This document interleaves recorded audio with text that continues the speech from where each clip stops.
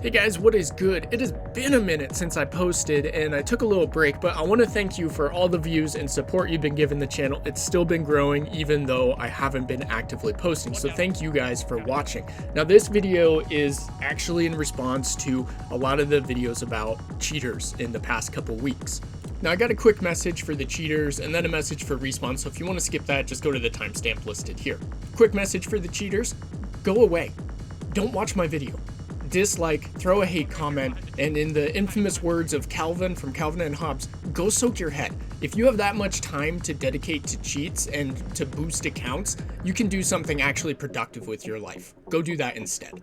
To Respawn, you got a great game here. There's a reason it was one of the highest grossing games in 2023. It also means you have the money to combat this cheating thing, so it's just a question of what are your priorities.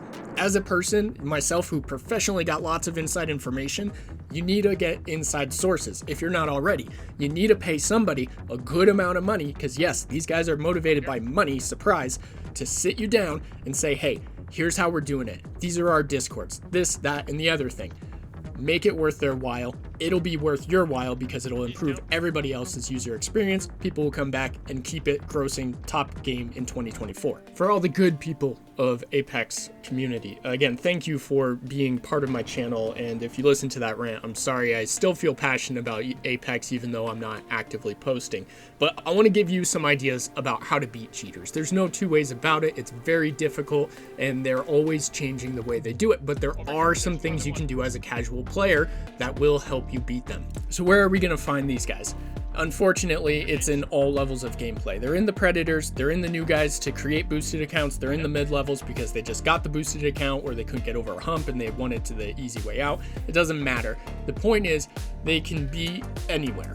Now, that's not to say that they are everywhere. There is a difference.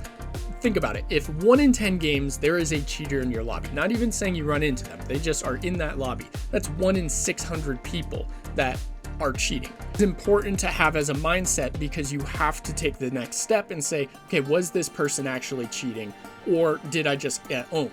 And if you got owned, perfect. Now you have something you can learn from and improve off of. So to identify a cheater, we have to understand what is within human capability and computer capability. Now, computer capability is actually kind of easy to do. If you go into the range and you see what a hip fire spread is on a gun, and then you're watching somebody and they're hip firing and that spread is consistently different, that's a pretty good indicator.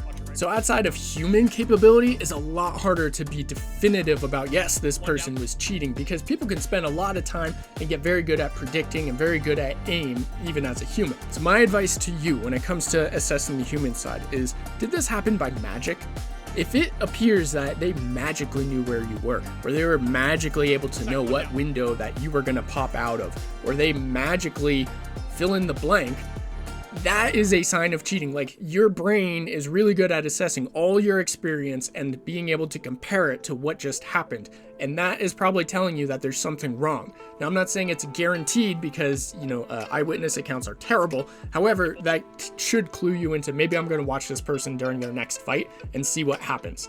And if you're seeing that same behavior, consistency in inhuman behavior, then that's a sign that they're probably cheating. So now we got to talk about different ways that we can quote unquote beat cheaters.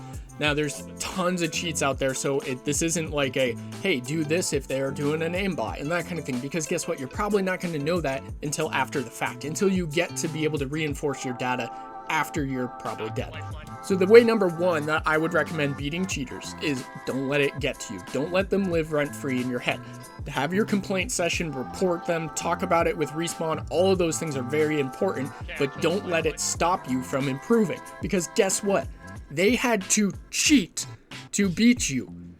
I don't know how to explain that, but that is huge. If you're so good that somebody has to use cheats to beat you, that's amazing. Don't stop what you're doing because you're doing the right thing. And way number two that I think you can beat a cheater is really by being able to assess the game very quickly.